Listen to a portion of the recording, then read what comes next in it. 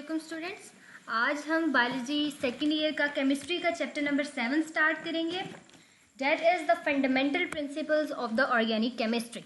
ठीक है, first of all हम इसमें देखेंगे कि ओल्ड डेफिनेशन क्या थी ऑर्गेनिक एंड इनऑर्गेनिक कंपाउंड्स की, देन हम मॉडर्न डेफिनेशन को भी टच करेंगे। ठीक है, चलिए स्टार्ट करते हैं। सबसे पहले कि हमारे पास अगर हम देखें कि 200 ईयर्स अगो जो कंपाउंड्स थे उन्हें कैसे क्लासीफाई किया गया था, क्या बुनियाद थी, किस तरह से उन कंपाउंड्स को क्लासीफाई किया गया, तो वो दो चीज़ों की बुनियाद पे जो हमारे पास कंपाउंड्स थे उन्हें दो कैटेगरीज के अंदर डिवाइड किया गया था।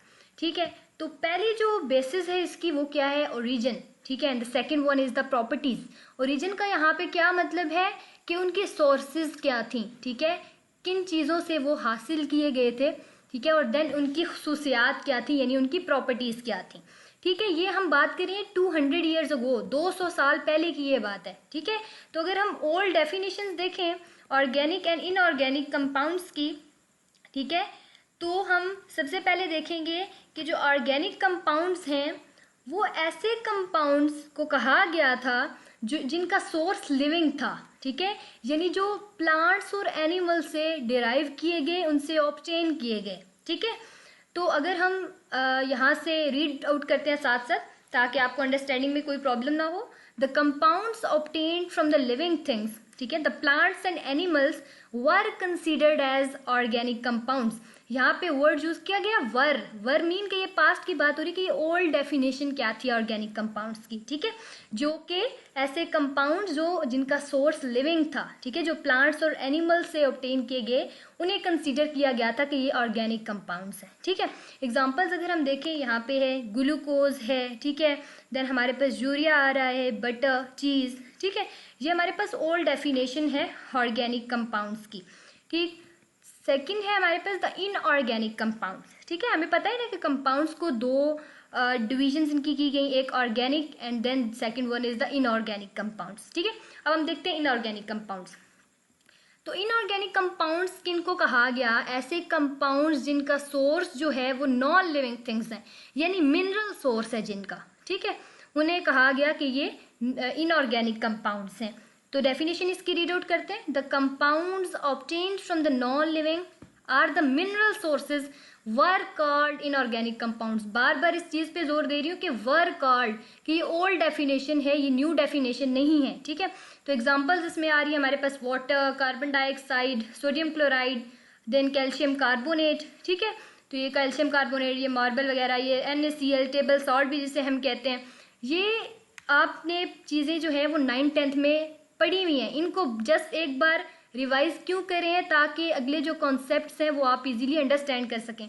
ये सारी डेफिनेशंस या एग्जांपल्स आपकी बुक से ही ली गई हैं ताकि आपको बाद में अंडरस्टैंडिंग में मसला ना हो और आप अपनी बुक के साथ भी स्टक रह सकें। ठीक है, ये हमने देखी old definition organic and inorganic compounds की। नेक्स्ट हम देखेंगे मॉडर्न डेफिनेशन क्या है, कि कौन कौन सी न्यू चीज़ें आई और किस तरह से ऑर्गेनिक कंपाउंड्स को एक न्यू वे में डिफाइन किया गया। ठीक है, all those compounds which contain carbon as an essential element with a hydrogen, oxygen, nitrogen, sulfur, phosphorus, halogens etc. are called the organic compounds. ठीक है, यहाँ पे वर्ड आर यूज किया गया, यानी ये मॉडर्न डेफिनेशन है, यानी ऐसे कंपाउंड्स जिनमें कार्बन एक ज़रूरी एलिमेंट है, नेसेसरी है, कार्बन नहीं है तो उसे ऑर्गेनिक कंपाउंड नहीं कहेंगे।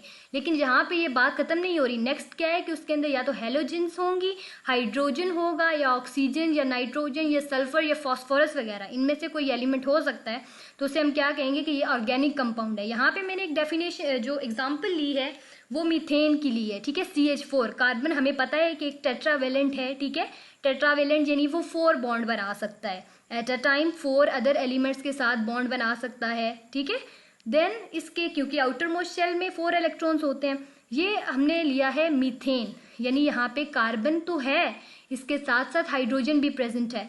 देन यहाँ पे तो मेरे जस्ट एक एग्जाम्पल लिए, देन बहुत ज़्यादा ऐसे ऑर्गेनिक कंपाउंड्स हैं जैसे ग्लूकोज है, ठीक है, C6H12O6, देन हमारे पास बेंजीन है C6H6, ये सारे से सारे ऑर्गेनिक कंपाउंड्स हैं। ठीक है, देन हम देखते हैं कि ऑर्गेनिक केमिस्ट्री को हम कैसे डिफाइन करते हैं। तो सिंपली अगर हम देखें तो केमिस्ट्री की वो ब्रांच जिसमें हम ऑर्गेनिक कंपाउंड्स को स्टडी करते हैं, वो क्या है, ऑर्गेनिक केमिस्ट्री है। तो यहाँ पे जो हमारी डेफिनेशन है उसको कैसे हम अंडरस्टैंड करते हैं, पहले रीड आउट करते हैं। The organic chemistry is that branch of chemistry which deals with the study of the compounds of carbon and hydrogen, hydrocarbons and their derivatives। ठीक है, यहाँ पे हाइड्रोकार्बन्स का वर्ड आ रहा है, यानी ऐसे कंपाउंड्स जिनमें सिर्फ और सिर्फ कार्बन और हाइड्रोजन हो। ठीक है, वो हाइड्रोकार्बन्स है। फॉर एग्जांपल मीथेन है तो वो एक हाइड्रोकार्बन है। अगर आपसे एक क्वेश्चन करें कि ग्लूकोज क्या एक हाइड्रोकार्बन है, ठीक है, उसका फार्मूला भी आपको पता है C6H12O6, तो क्या आप कहेंगे कि एक हाइड्रोकार्बन है? तो ये एक हाइड्रोकार्बन नहीं है। हाइड्रोकार्बन क्यों नहीं है? हाइड्रोकार्बन की भी हमने डेफिनेशन देखी कि ऐसे कंपाउंड जिनके अंदर जस्ट कार्बन और हाइड्रोजन प्रेजेंट हो वो हमारे पास क्या है, हाइड्रोकार्बन। ठीक है, तो ये मीथेन जो है वो इसकी गुड एग्जांपल है।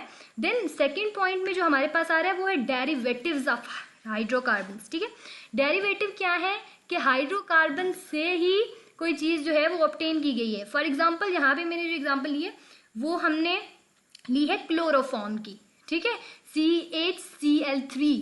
ठीक है, क्लोरोफॉर्म की मैंने एग्जांपल यहाँ पे ली है। यहाँ पे मीथेन से ही इसकी देखो सब्स्टिट्यूशन का मेथड हो रहा है।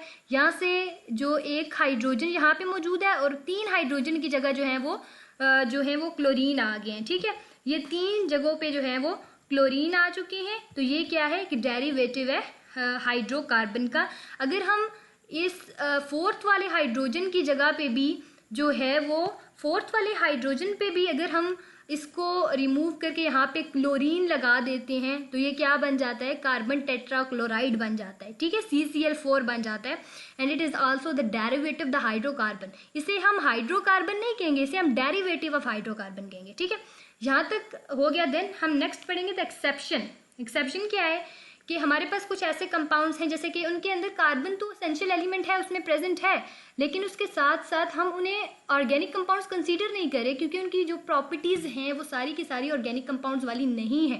ठीक है, जैसे यहाँ पे एग्जांपल है हमारे पास carbon monoxide, then carbon dioxide, carbon disulphide, carbonates वगैरह, इस तरह से और भी बहुत से एग्जाम्पल्स हैं जिन्हें हम जो है वो उसके अंदर कार्बन होने के बावजूद हम उसे ऑर्गेनिक कंसीडर नहीं करें ड्यू टू देयर प्रॉपर्टीज।